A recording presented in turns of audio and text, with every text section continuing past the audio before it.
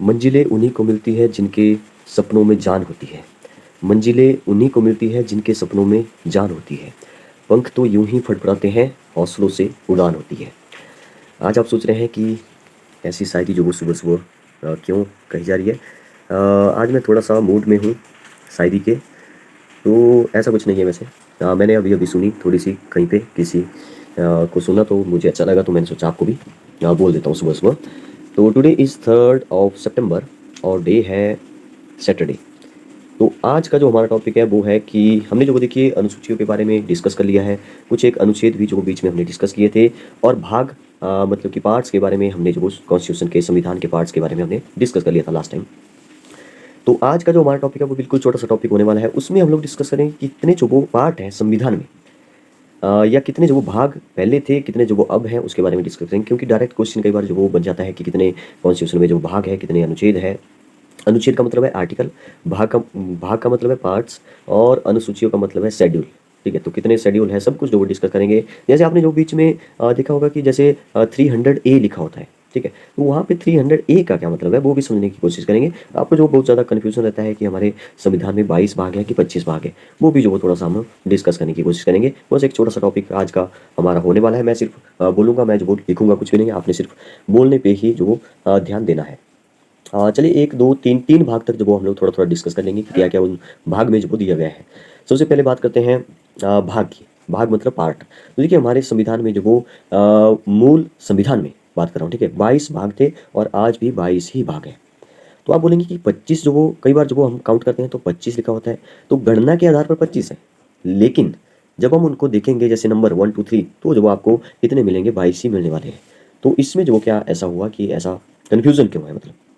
देखिए क्या हुआ कि हमारे मूल संविधान में जो 22 भाग थे, बहुत अच्छे से जो लिखा हुआ था, तो उसको जो वो हमने चेंज नहीं किया। हमने क्या किया जो बीच में हम लोग जो वो जोड़ते चले गए उनको जो वो कुछ इस तरह से जोड़ा हमने जैसे कि मान लो 10वां भाग है, ठीक है? तो 10वें भाग में जो वो हमने क्या कर दिया 10 ए लिख दिया, ठीक है? जैसे आप करते हैं कई जगह जो वो नंबरिंग बीच में जो वो किसी को जो वो कोई नंबर डालना हो तो आप जो वो जैसे 10 और 11 के बीच में 10 ए डाल देते हैं, ठीक है? ताकि आगे वाला नंबर जो वो वहाँ पे वैसा ही बना रहे। तो वैसे ही जो वो 22 भाग थे और आज भी 22 ही भाग हैं, ठीक है? और बीच में जो वो कौन-कौन से भाग डाले गए ताकि क्योंकि उनको जो वो अगर काउंट किया जाए ऐसे सभी को, ठीक है? वैसे 1, 2, 3 ऐसे काउंट करें तो आपको 22 ही मिलेंगे। लेकिन ऐसे 22 ए हो गया, ठीक है? जैसे 9 ए हो गया तो कुछ इस तरह से जो वो आपको बीच-बीच में मिलेंगे तो वो जो वो कितने हैं 25 हैं।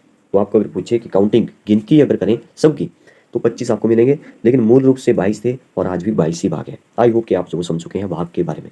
नेक्स्ट बात करते हैं अनुच्छेद आर्टिकल के बारे में। देखिए इसमें बिल्कुल सेम ही है।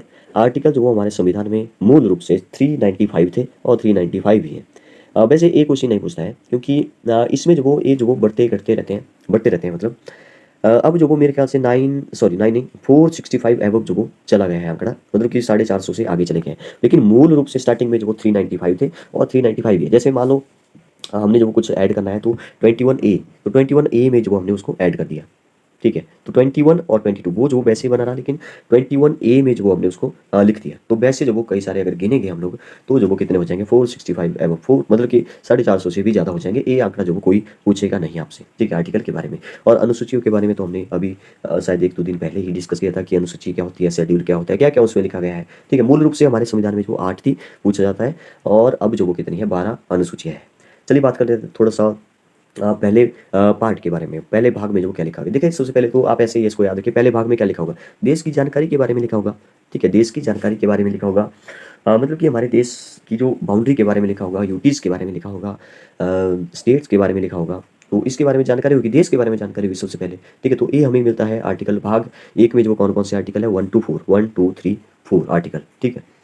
आपको पता होना चाहिए कितने स्टेट है, कितने जो वो यूटीज़ है। अभी जो वो पीछे जैसे जो वो 31 अक्टूबर 2019 को जो आपको पता है कि जो हमारा जम्मू कश्मीर था वो जो 2 टुकड़ों में बँट गया, वो जो वो यूनियन टेरिटरी बन गया। तो उसके बाद जो वो हमारे 29 स्टेट हो गए थे और 7 जो वो 29 स्टेट और अच्छा उससे पहले की बात कर रहा हूँ 29 स्टेट थे और 7 जो वो यूटीज़ थे हमारे, ठीक है? लेकिन उसके बाद क्या हुआ फिर जो वो देखिए 2 और बढ़ गए मतलब कि 29 और 8 हो गए। 29 और 8 हो गए, सॉरी 29 नहीं हुए क्योंकि एक जो वो स्टेट फिर जम्मू कश्मीर था वो जो वो फिर 2 यूटीज़ में बँट गया तो वहाँ पे जो वो 9 हो गए, 9 जो वो यूटीज़ हो गए उसके बाद लेकिन स्टेट जो वो 1 कट गया तो 28 हो गए। तो अभी भी हमारे 28 स्टेट हैं लेकिन 8 यूटीज़ हैं। तो आप बोलेंगे एक कहाँ चला गया फिर यूटी। देखिए फिर उसके अगले ही साल में जनवरी, शायद जनवरी में 2000 मतलब 2020 में जो वो क्या हुआ कि दो यूटीज़ को जो वो आपस में मर्ज कर दिया गया। कौन कौन सी? एक तो दादरा और नगर हवेली और दमन और द्वीप, ठीक है।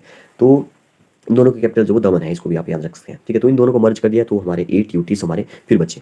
तो कुछ इस तरह से जो आप इसको याद रखेंगे, ठीक है। तो पहले भाग में आ गया 1 2 3 4 आर्टिकल। सेकंड भाग में जो वो 5 से 11 तक लिखा गया है, ठीक है। सेकंड भाग में मतलब कि 5 से 11 तक जो वो आर्टिकल हमें मिलते हैं, जिसमें कि भारत की नागरिकता के बारे में लिखा गया है। देखिए क्योंकि मूल रूप से संविधान मतलब कि जैसे बन रहा था पहले, ठीक है, जब 1947 में आपको पता है कि भारत और पाकिस्तान जो वो अलग हो रहे थे, तो कौन जो वो मुस्लिम जो वो मतलब कि इंडिया में कौन आएगा, कौन जो भारत का नागरिक होगा, तो दूसरे ही भाग में जो ये डाला गया है सबसे पहले 5 और 11 के बीच में कि भारत की नागरिकता किसको मिलेगी, किसको नहीं मिलेगी, ठीक है। तो नेक्स्ट बात करते हैं थर्ड भाग पर। तो आते हैं थर्ड भाग में जो वो सबसे मतलब ये बढ़ रहे हैं, देखिए पहले जो वो 1 से 4 तक पहले भाग में, फिर जो वो 5 से 11 तक दूसरे में, अब एक और मतलब कि बढ़ जाएगा, ठीक है। थर्ड भाग में जो आपको मिलेगा 12 से 35 तक, और 12 से 35 तक के जो भी जिसमें जो लिखा गया है फंडामेंटल राइट्स के बारे में, हमारे मौलिक अधिकारों के बारे में, उसके बारे में हमने पिछले कल ही डिस्कस किया था कि उसमें जो क्या क्या लिखा गया है। हालांकि एक दो जो बीच में बच गए थे तो उनको भी हम जल्दी ही डिस्कस करेंगे। तो उसमें जो वो फंडामेंटल राइट्स के बारे में लिखा गया है और अच्छा, हमने जो वो अनुसूचियों के बारे में जो वो डिस्कस नहीं किया बीच में। तो अनुसूचियाँ जो वो आपने कैसे याद रखनी है। अच्छा, अनुसूचियों के बारे में मैंने बता दिया कि पहले जो वो मूल रूप में जो वो कितनी अनुसूचियाँ थी, पहले जो वो 8 थी पहले, फिर जो वो अब 12 अनुसूचियाँ जो वो हो चुकी हैं, ठीक है। तो ये तो आपको पता है, ठीक है। तो फिलहाल जो वो इतना आप याद रखिए।